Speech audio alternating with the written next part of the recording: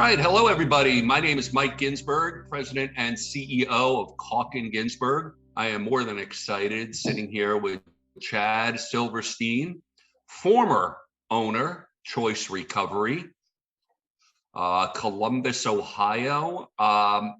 Chad, good morning. How are you today? Doing great. Thanks, Mike. It's good to be with you.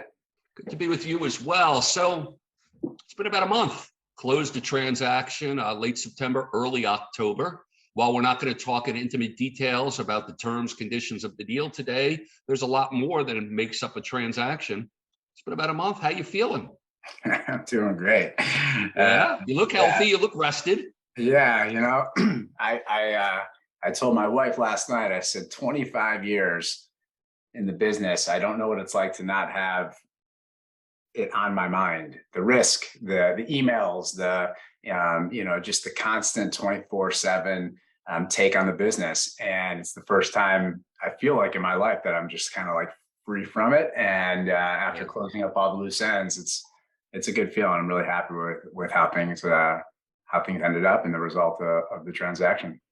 Well, Chad, you must have started in this business when you were 3, maybe 4 years old, because you're among the youngest owners I have ever worked with in this business. I've worked with some young owners, entrepreneurs, I will call them. But for the most part, a business owner usually goes through a transaction once in their life after running a business for multiple generations or what have you. If they're lucky, they're able to exit through a sale. Or a successful transition to new management or the next generation, the kids. But in your case, man, you have a life ahead of you, but now you have the battle wounds of going through not only ownership for more than 2 decades, but also transitioning out of that business through a sale. Let's talk about where it started. So what got you into the collection business as a very young guy?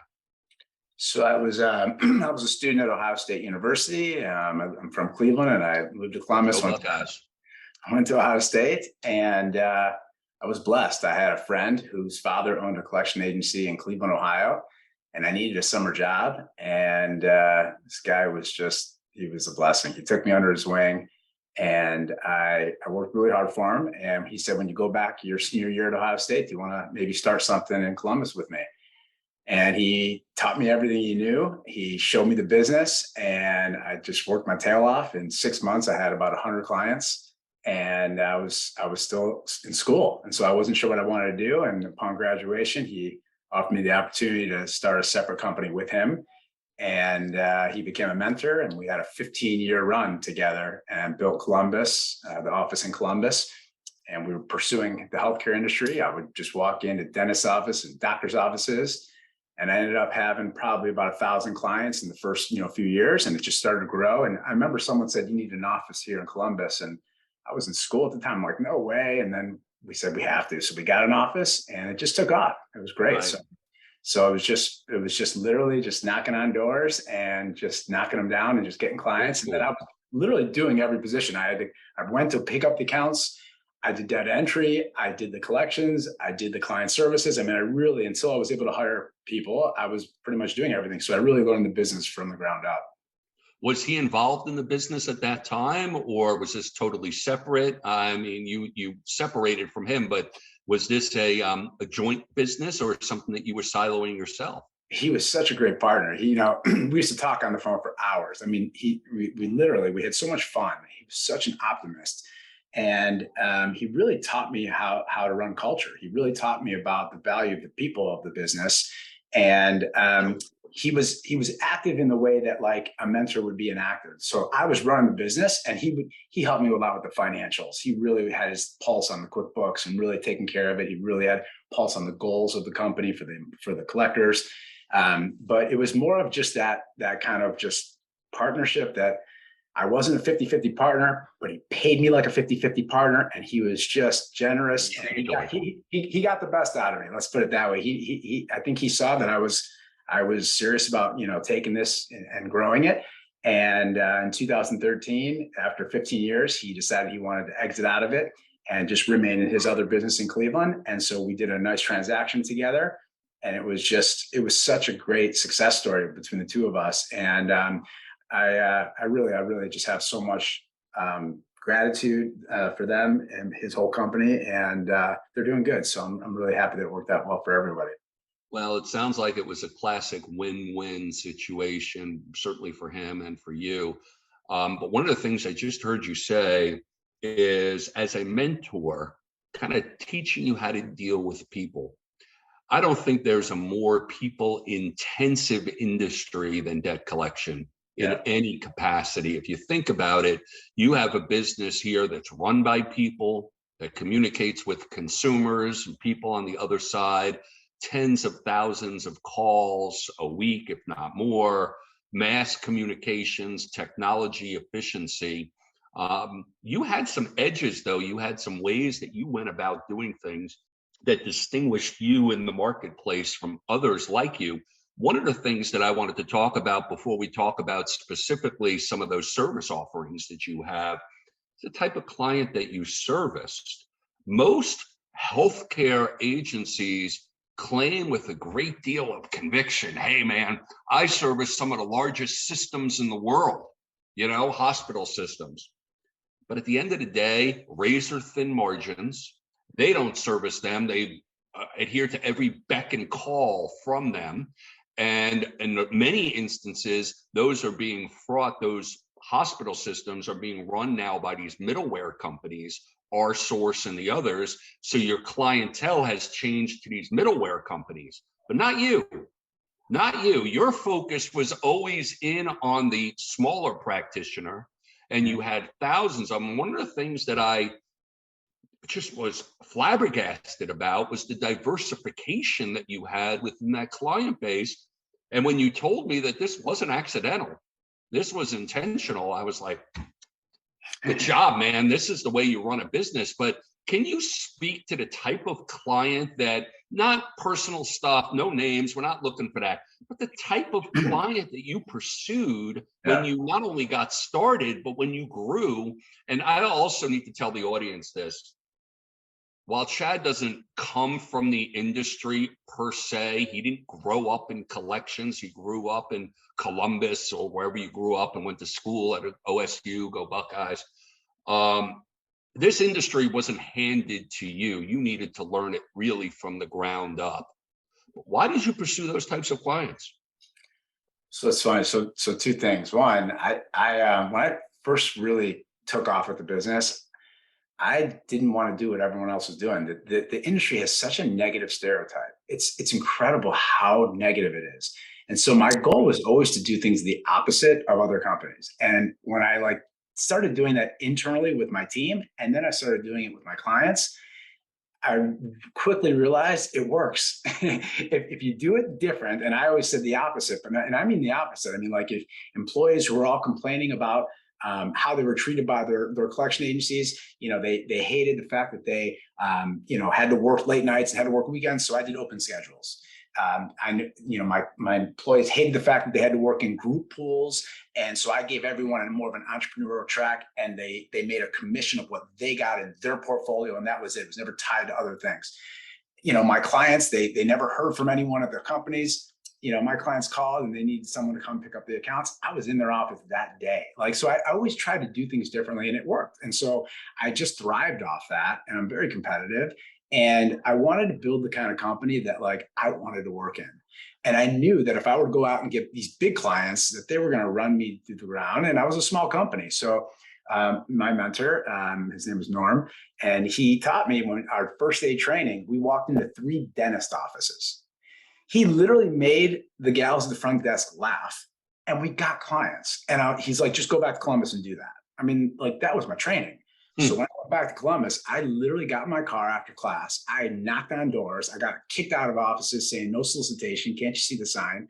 And I didn't stop until I got someone to start having conversations. And I would tell them, look, at first we were out of Cleveland.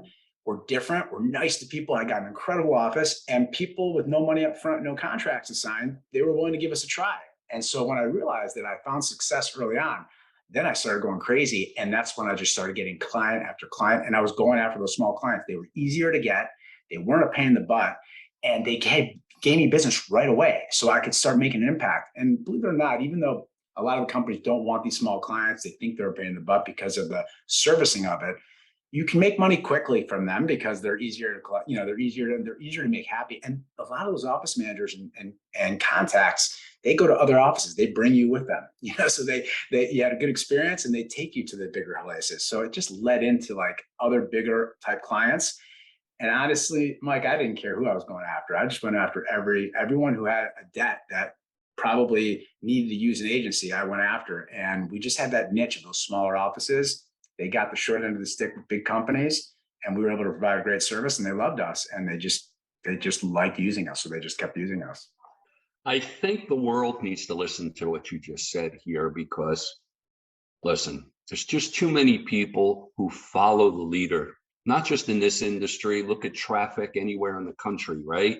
People get on the road at 8 o'clock in the morning because they got on the road at 8 o'clock in the morning.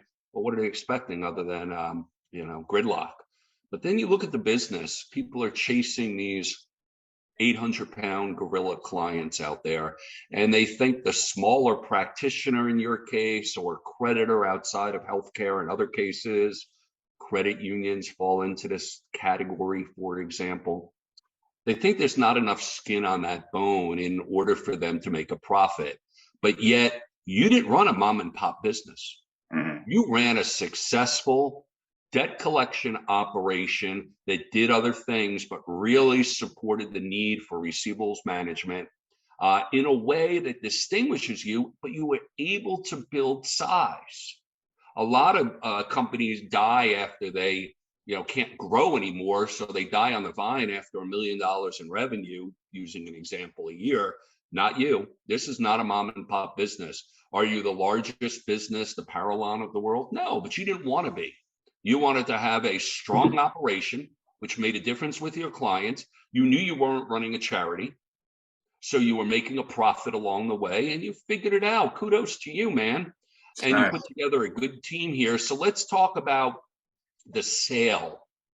Why did you choose to sell this business? You're a young guy. Wait, it gets good. This is a good story to tell. You're a young guy. You're running a successful operation. You're hands off. You have a very sophisticated, qualified senior leadership team in place that's killing it, doing a great job within the business. But you're hands off after a lot of years. I guess you're more of a hands-on guy than you thought you were. I don't know. But after all these years, what convinced you that the time was right to sell a medical collection? To sell a medical collection agency in 2022 with the headwinds that we were experiencing? This wasn't an easy process, as you know. Right. So I'm just going to ask you, what compelled you at this time to make a move? Yeah, that's a great question. So in 2018, 2019, we were crushing it, and we broke through ceilings. We're an EOS client, so we were seeing traction, and we were doing all this good stuff in the business. And there was a day where I walked out of a meeting and I realized that the company sort of outgrew me a little bit. And I was the visionary and the operator of the business for 20 some years. And I love building culture. I focused on culture, the people. I made the people the number one priority. And we were the best place to work for over a decade. And we actually were ranked number one best place to work twice by Columbus Business First and Columbus CEO Magazine. And for a collection agency, I was proud of that, right? Publications locally. Yeah, and look, those are anonymous surveys that your employers are taking, so they don't have to say anything if they don't want to. So that it was a nice kind of a success story for my entire team to just be recognized in that fashion. And I realized that you can have the best people, but if they don't have the capabilities, then you're not going to be able to grow. And it all starts with the leader. And I realized that I needed to replace myself. So I found a hired gun. I brought in an executive person who can come in. It was my first really big hire for an executive position. And she was hired to come in and run the operations. And it was definitely one of my weaknesses as a visionary and a brainstormer. And I could see that I was causing problems. So I removed myself from the business, from the day to day, before someone else could remove me. And it was good timing. It was the right timing. And I played it smart. And I went and started another company. And so for 3 years, I was inactive in the business. And something weird happened when I did that. I loved my company and I loved everything I was doing, but not being involved in it in the day to day, I lost a little bit of that love because I wasn't there, and that was hard for me. And when you start throwing in what our industry's up against, when you look at plaintiff attorneys doing what they're doing, when you look at the CFPB doing what they're doing, and everything's changing, it just became a thing where I just determined I'm kind of burnt out, and I felt it was time for a change for myself. And I don't know if there's going to be great timing. I think if I look at the run of 25 years, it's not the best timing, but I figured, you know what? If someone sees the value in what I've created and they're going to want to buy my company, then it will sell. And that's what we did. You helped me, and we found a buyer, and they were the right buyer. It was an incredible experience with them. They were first class all the way. And it was exactly how I hoped it would end. And we were able to pull it off. So, I was real happy about that. Let's talk about that a little bit here, and the sale process itself from your perspective. Because I know how it went down, but at the end of the day, that doesn't matter. What matters is what you're sleeping with at night here. What do you think were the most challenging aspects of selling your business at this time? What kept you up at night, as they say? So, that question about the value, and I watched your podcast before. I've heard you guys all talking about it. That is a hard thing for an owner, because you're always going to think your company's worth more than what maybe someone's going to offer, and their job is to get it at the lowest point that they can get it, and your job is to get it at the highest point that you can get it. And I think for me, the hardest part was, no matter what I said to anybody, all anyone cared about was the EBITDA. That's all they cared about. And I kept thinking, if you were to put two companies next to each other, and one company was completely different than the other company, and you just looked at the EBITDA, that only tells you one piece of the picture. And I was really focused on all the other different differentiators that we had. And that was hard for me because, I think, when you look at just the numbers, it really kind of strips away everything else about your company that you've built. And, it's an emotional process. So that was one of the hardest things for me early on. The second piece of the struggle of the selling the business was the unknowns. And it was the surprises you didn't see coming, right?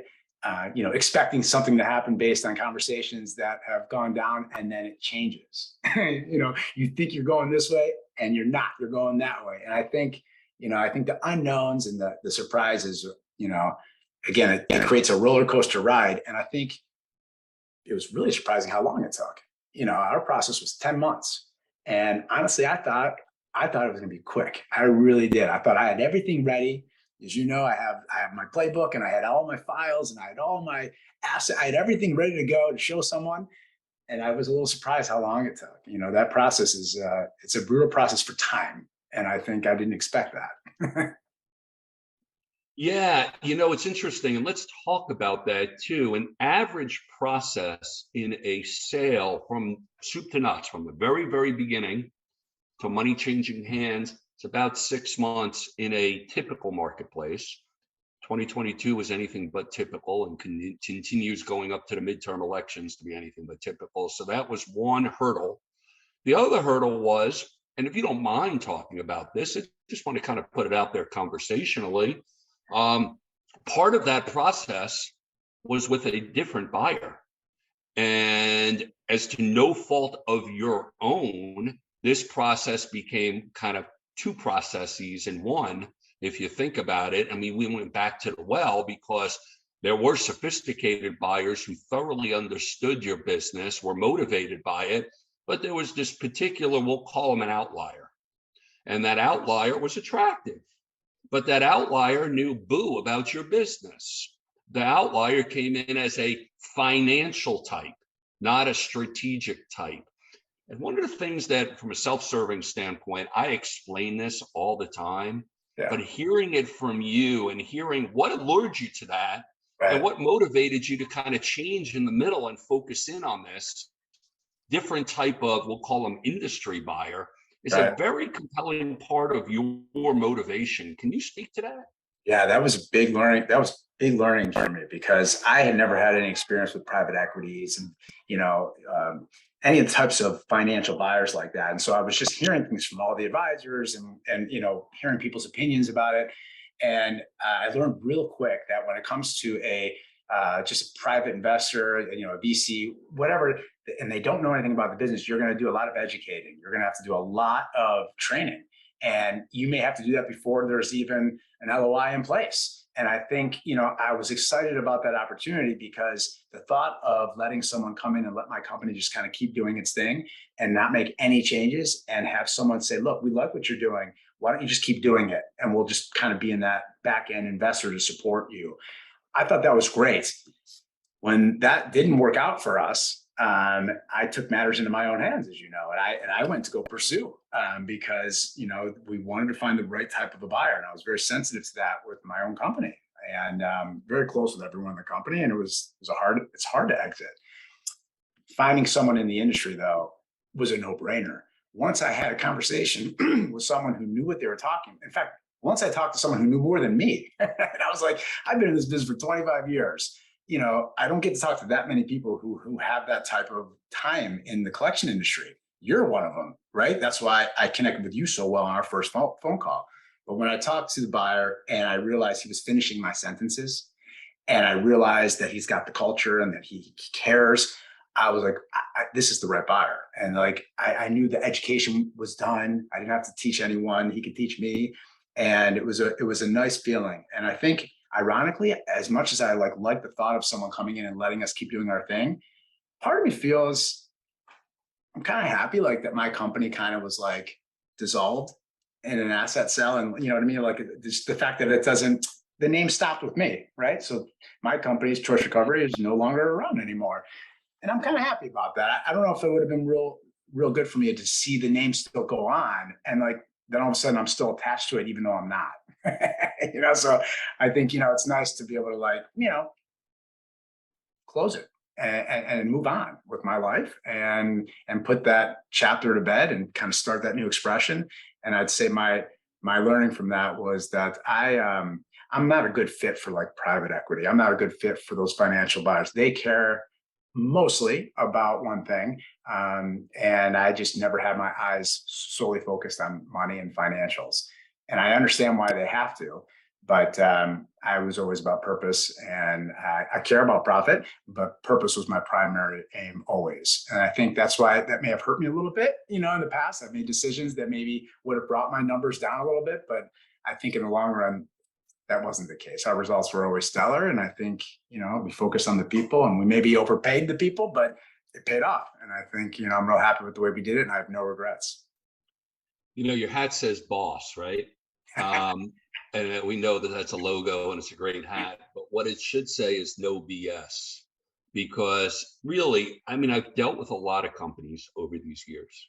I've dealt with owners who say, when they are thinking about selling their business, which set of books would you like to see? The one that we show the IRS or the real ones?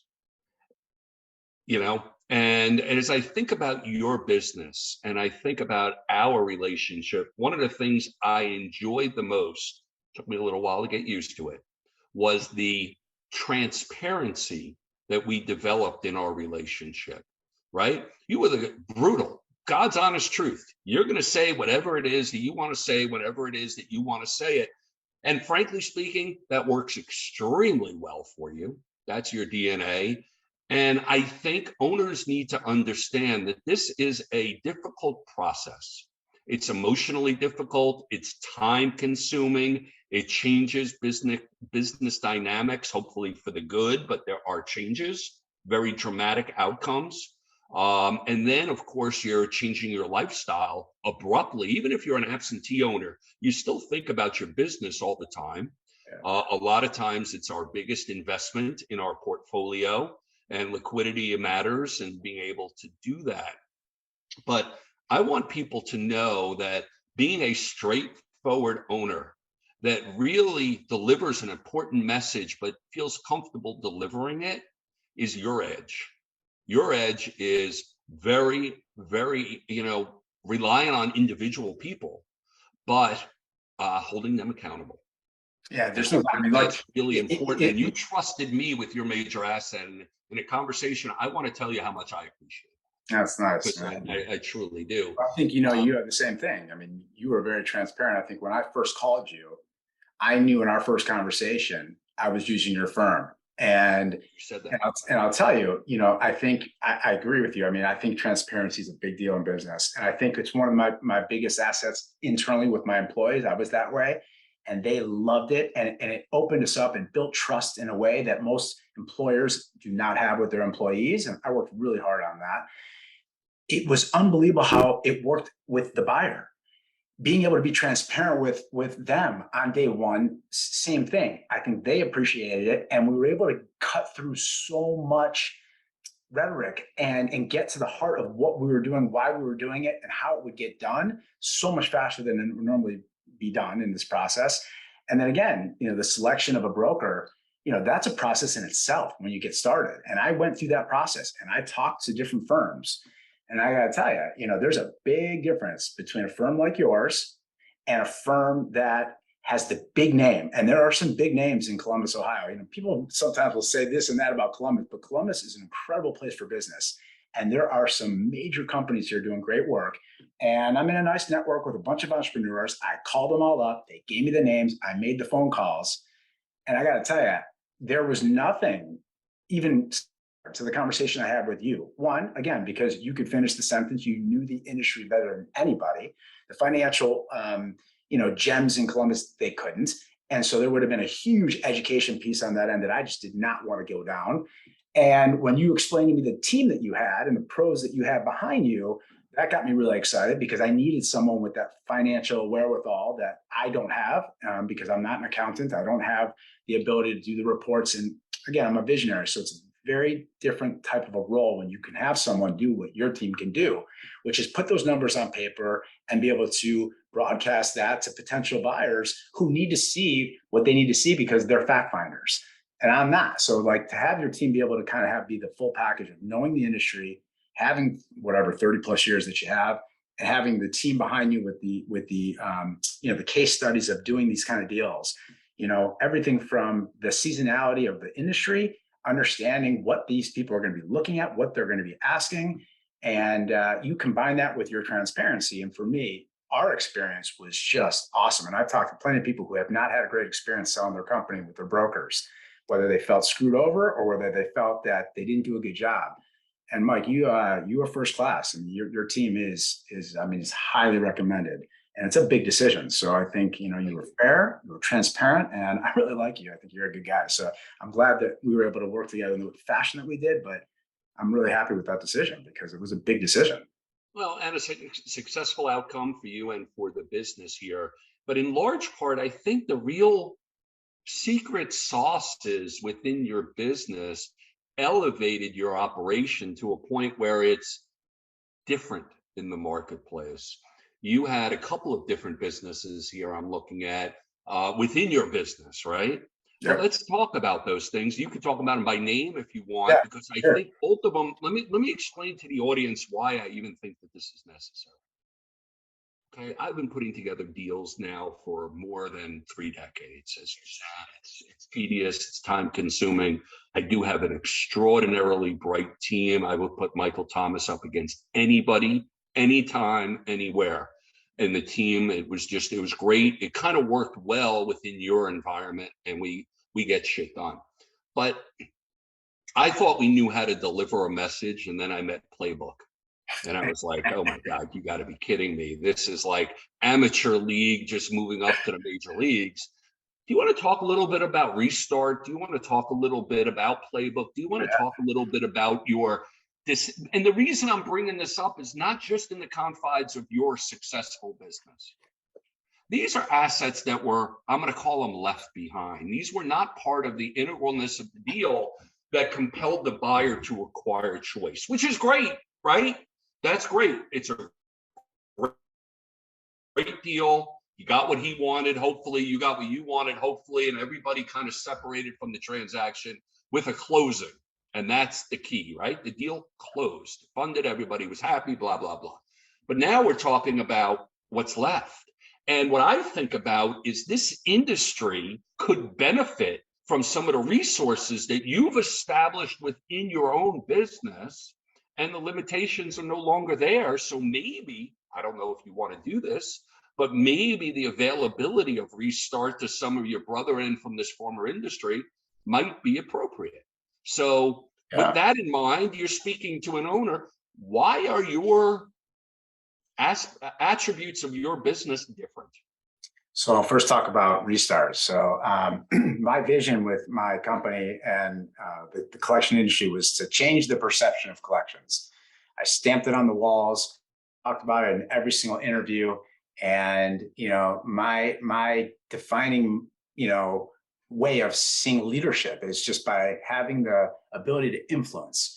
And when you have a team of people that are highly engaged and they trust you and you trust them and everyone's working and you have synergy and you've got flow. We had a leadership program in, so we really worked really hard on just that employee-employer relationship. And I had a big vision and it was a big dream. And I shouted it from the mountaintops and they heard it from me and they never stopped hearing it from me.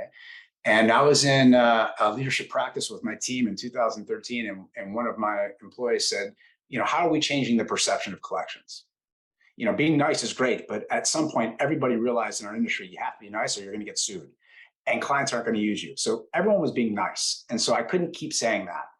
And anyways, I reached out to Bill Bartman. Bill Bartman is no longer with us, unfortunately, but he used to buy debt. And he did something similar, something odd in the industry where he was helping debtors and doing all this cool stuff. So I called these guys up, talked to them, brainstormed with them, and they helped me kind of just think through some of the things I wanted to do.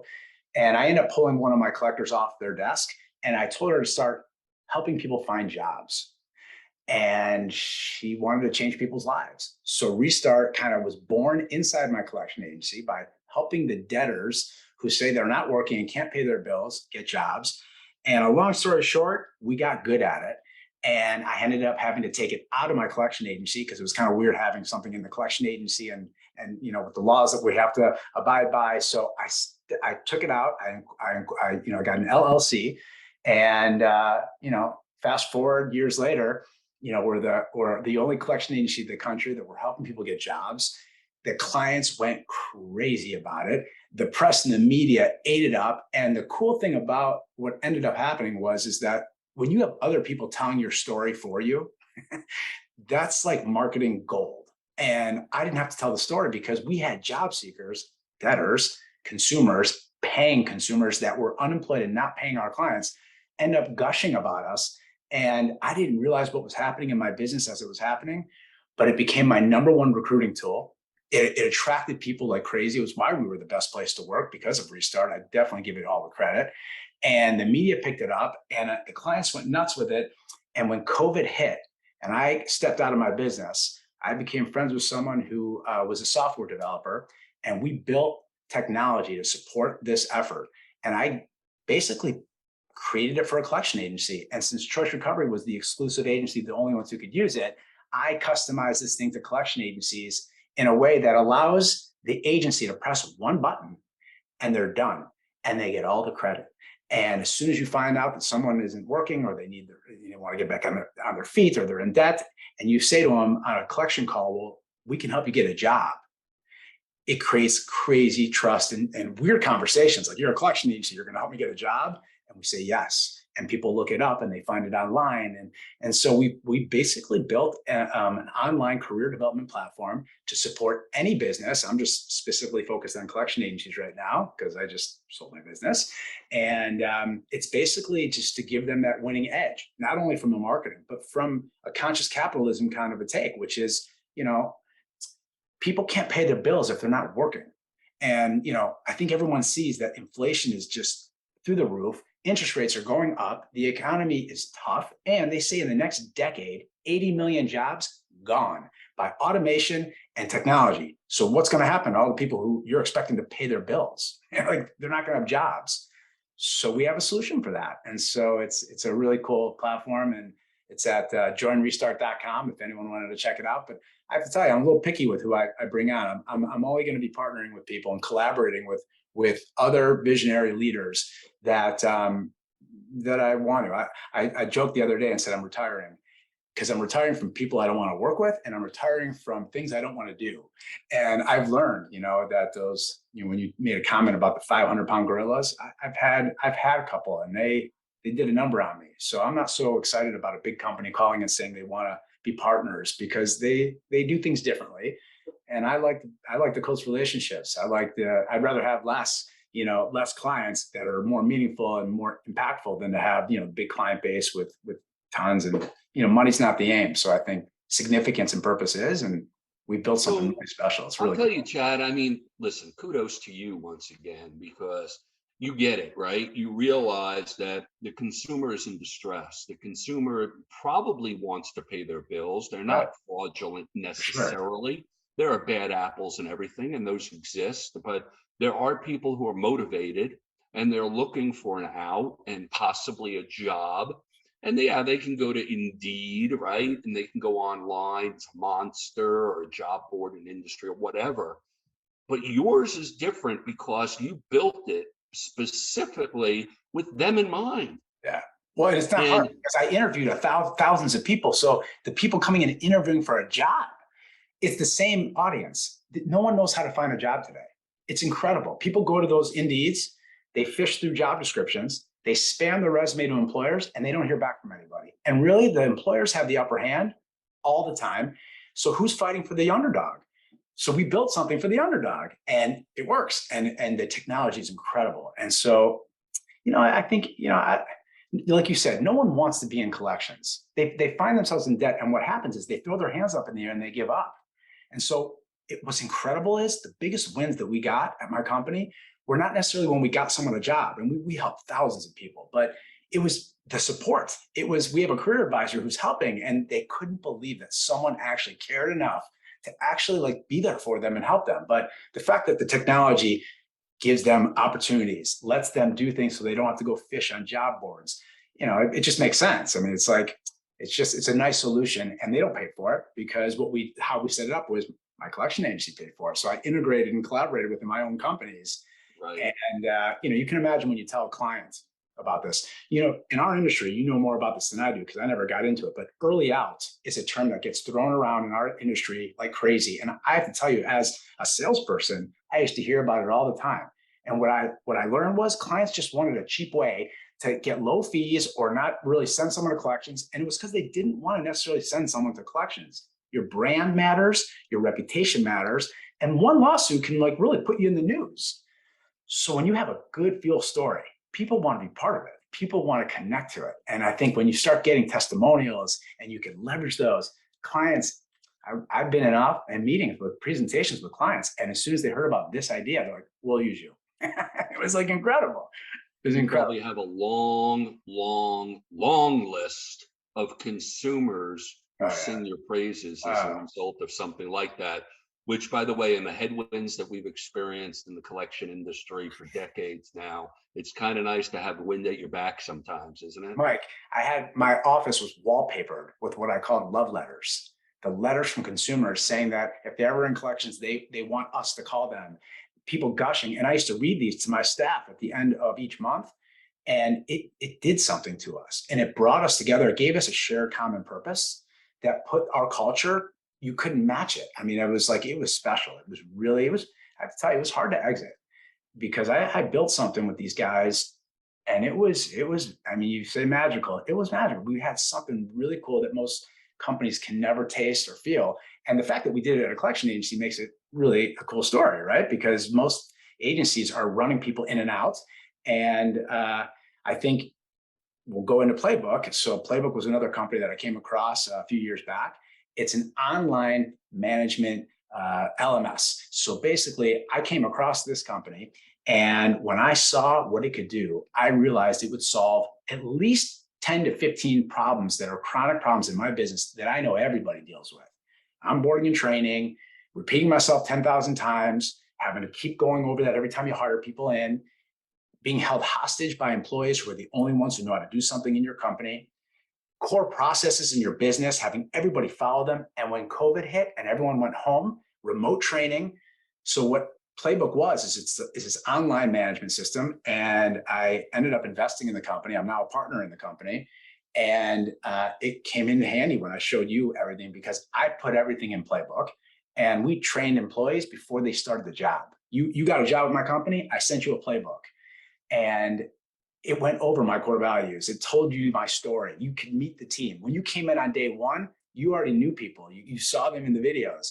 And what was really cool is I remember walking by my HR. Um, um, her name is Kim. She's great. And she was repeating herself over and over every time new employees started with HR stuff. We ended up taking all her stuff and putting it into the playbook. And then we'd give it to people before they started. They came in. She sat down. Now she could just talk to them. They already have all the paperwork, all the things necessary. And it literally elevates people's jobs to the point where, I mean, we lost our trainer at the time and I didn't have to replace her because we had everything in playbook. It was unbelievable. So I was gone, not as an operator for 3 years, and I was still training people in the company with certain processes and certain things because they can come in and watch the playbook. And so it's been fun. People will say, Chad, people will say to you, Chad, I have a handbook. Yeah. Right? Right. And you laugh. Why do you laugh? Because I this is have night one. and day. This is night and day different. Hey, how's that handbook working out for you when your HR person has to get down and talk with everybody every day about the same topic until she or he is blue in the face and wants to leave? Well, Playbook is an efficient tool. Listen, we wrote the SIM for your business, right? Yeah. And it was fine, and whatever, confidential information memorandum, the SIM, people know what that is. But you, at the end of the day, educated us and said, why don't we, when we're dealing with real buyers, why don't you let me use Playbook with them? And you did, and it was revolutionary. It really was. There's a place for that in M&A that doesn't exist currently that we should talk about offline. But when you talk about what distinguished you in the marketplace, I would say it's leadership skills, risk tolerance, ability to get shit done, and take chances in an industry that is fraught with people who do things the same way over the years. And you know what? That same model doesn't work because we're dealing in a regulated, highly litigious, very consumer-centric world right now. And if you're approaching this thing differently, yeah, you're taking a huge risk. But if you approach it with discipline, which you've done, and you instill trust, but also accountability, the outcome is terrific. And look what you've accomplished for yourself. You still have these business areas outside. So let me ask you, it's all said and done. What's now? And you're what, 23 years old, you're running a business here, and a young guy, and no, seriously, I'm not talking about age here. We're around the same age and you just look better than me. But when I think about it, what's next in your repertoire? And also, and maybe you want to talk more about this, what's a parting shot with an owner that is thinking, hey, maybe I should be selling my business. Yeah. Hey, maybe I should call that local broker. I don't want to make this, excuse me, I'm all choked up. I don't want to make this extremely self-serving because that's not what this whole thing is about. But what's next for you, and what would you impart your wisdom on with an owner as kind of a parting shot to, what you're talking about? So I was really glad that I got to kind of walk away, and I still have, these two companies, Playbook and Restart. They are definitely special companies. And the fact that I was able to create something and then integrate and collaborate within my own companies, it really did create differentiators for us. And now, because I'm not like competing, I'm ready to find partners in the collaborative aspect and make a difference in other people's businesses and share my experience and be able to give these resources and tools to individuals who can see the value in them. And because I kind of prove they work, the credibility is there, and I love helping people. I'm really excited about finding the right fit of the type of collaborative partner that can take this and run with it, because the Playbook is no brainer if it's training and onboarding. But for Restart, if you think about first party, third party, you think about any big company that has people who pay them. People can't pay their bills if they don't have a job.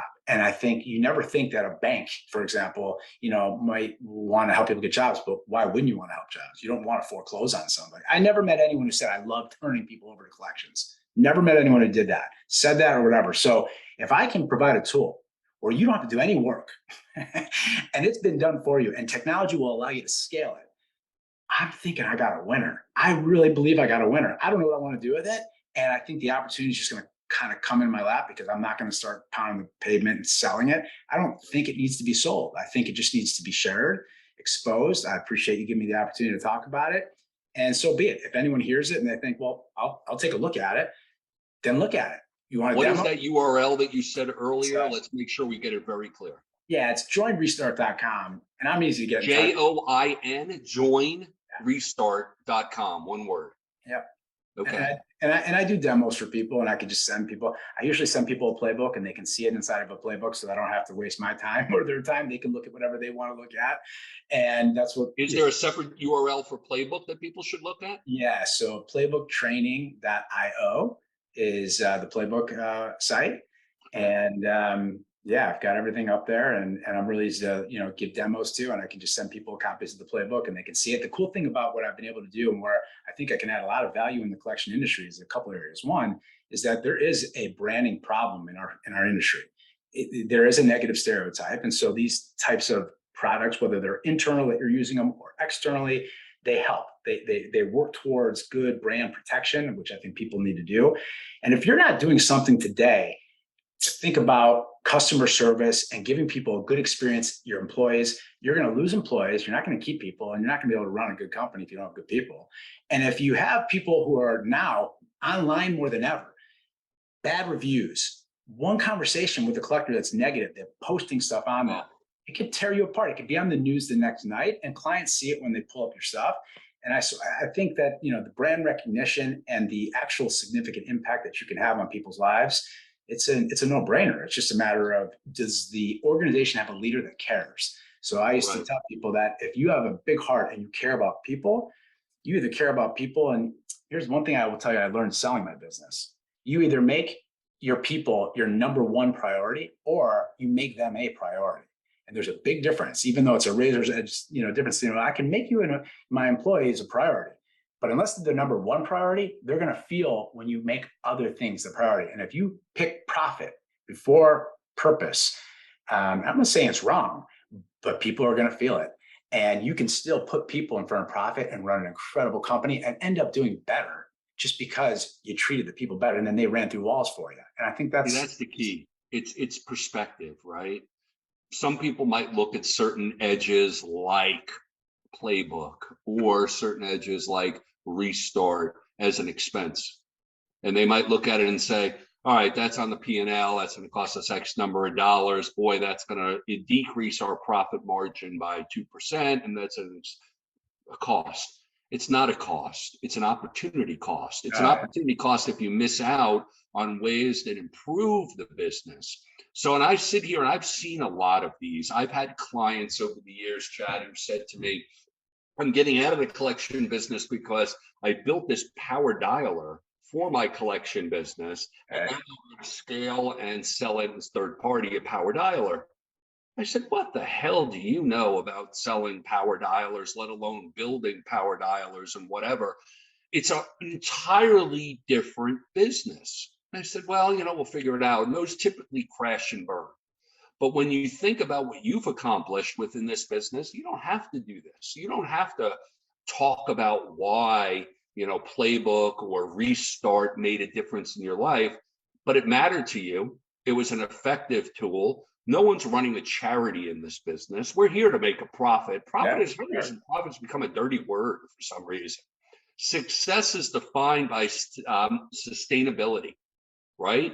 And sustainable businesses require a profit margin in order to stay in business. Why not try and improve upon that? Sure. And you mentioned a guy like Bill Bartman. Bill Bartman reinvented himself. He was in the collection business as the largest debt buyer in the world, one of them, and we know how that crashed and burned and what happened there, which was just terrible. But he tried. But whether or not we're a Bill Bartman fan, and I'm not here saying that I am a Bill Bartman fan, what I am saying is I'm a fan of innovation. And if you walked away and say, there's a kinder, gentler approach that could be effective within my business, well, then you walked away with a good nugget that you applied to your business effectively. And now at a young age, you continue to grow and operate yourself and your businesses as you see fit. And you turn the keys over to somebody else and they'll run the business as they see fit. Life is good. Also, things have changed in 25 years. Like people always ask me about the collection industry. And the one thing I learned was 2001, 2008, COVID, it was weird. Like if the economy was doing bad, we'd get more business in. When the economy was doing better, we'd collect more money. So we just kind of always kind of were just doing our thing. It never really, Obamacare did this. It never really affected us big time. Like we just kept pushing forward, and it didn't matter what happened. My biggest blip was when I lost one of the big 500-pound gorillas, and they did a number on me, and I had to lay people off. It was in 2014. It was the first time I ever had that. But that was like, had nothing to do with the economy. And that was the biggest blip I ever had in 25 years. But if you're not doing something today, whether it be in technology, innovation, something different, then you are just like everyone else. And when you go to sell your company, you told me, Chad, the range is about 5 to 7 times in our industry. You gave me this range for like value when I was pushing you about how much do you think I can get? And the difference in getting a higher range are these differentiators that people need to see. The people, your technology, your compliance, they're the big buttons that people are pressing. And, the consolidation that's happening in our industry is incredible. I saw it happen in medical with all the hospitals eating up all the small practices. Now watching it happen in our industry where the bigger companies are buying up smaller companies, it's almost becoming impossible for small companies to be in business. So I think acquisitions will happen more as we move forward and push in the next couple of years. And I think people need to be prepared. And so you asked me, what would I kind of advice would I leave with someone? A couple of things I've thought about this, and that is one, it doesn't matter if it's a playbook or not. Start gathering all your docs. Like I wish I would have gotten the due diligence list at the beginning. I would have been collecting information, and it would have made the process so much easier at the end when I got hit with a mountain of you need to get this, this, this, and this. So I would have done a much better job tracking and organizing my contracts, my documents, my files, everything that goes in your disclosures. I would have done a better job with that. I would have prepared myself for those unknowns, like things are not going to go the way you thought. And even if, until your money's in the bank, you could change. And that happened until several times. But I would say, and you could speak to how I did this, but I took matters into my own hands several times. And as much as I depend and trusted on you and your team and the people in my office and my advisors from my accountants and my attorneys, I went with my gut several times, and I picked up the phone and I made phone calls when most people probably wouldn't have. And I think that's where the transparency helped a little bit. But I would say sometimes you got to take matters in your own hands. If you feel like you know something and you want to go with it, I would rather do that than have regrets later on that I didn't. So I would say, if you I'll tell you what, though, a lot of people in my chair might resent that, right? I'm sure they do. In my world, though, what I welcomed was you listened, you formulated a strategy, you made a decision. It wasn't abrupt, it wasn't hasty, it was well thought out, and it was effective. There are times when the boss, as it says on your hat, needs to jump in and be themselves. Okay. There's an important need. You're like, let me pick up the phone and call, and whoever it is that you fill in the blank there. That could be a heck of a lot more an effective route than me trying to do it or anybody else trying to do it, because it's going to have to be discussed, right, with multiple parties. Excuse me. When I think about you and what's worked for you and the motivations that you've put towards your business, I think about, the outcome, and I think about, you making these phone calls. I've had clients who have said, you know what, I'm doing this myself, and it truly was themselves. And a lot of times those crash and burn for reasons that are completely out of our control. Yeah. But you were not only transparent about it, you were thoughtful about it, you were considerate about it, and effective. So, kudos again to you for doing what you need to do in order to get shit done.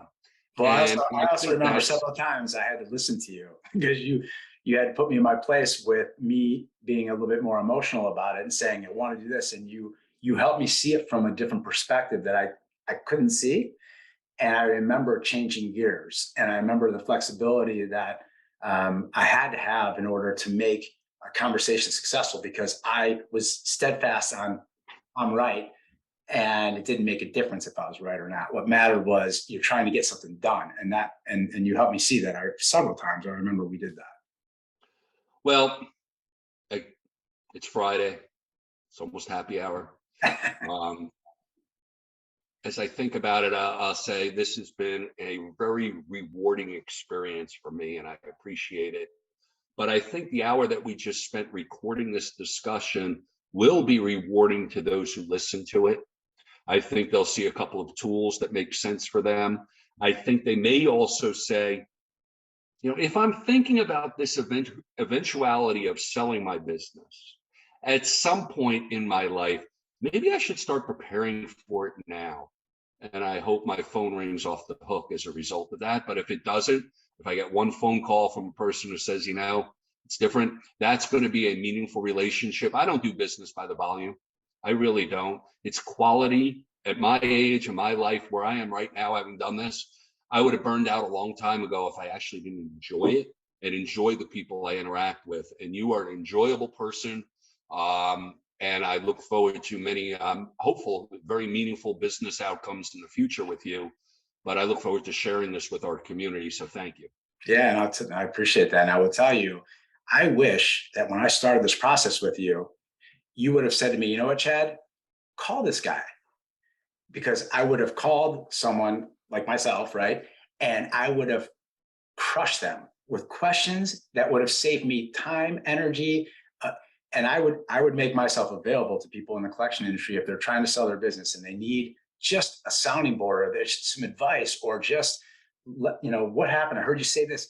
I would make myself available to take anyone's call if they have questions, and I wish I would have had that. So I think I could provide some value to anyone in our industry. I'm a big believer in our industry. It's a necessary industry, and I know there's a lot of great people in our industry. As much as there's a stereotype, there are great people.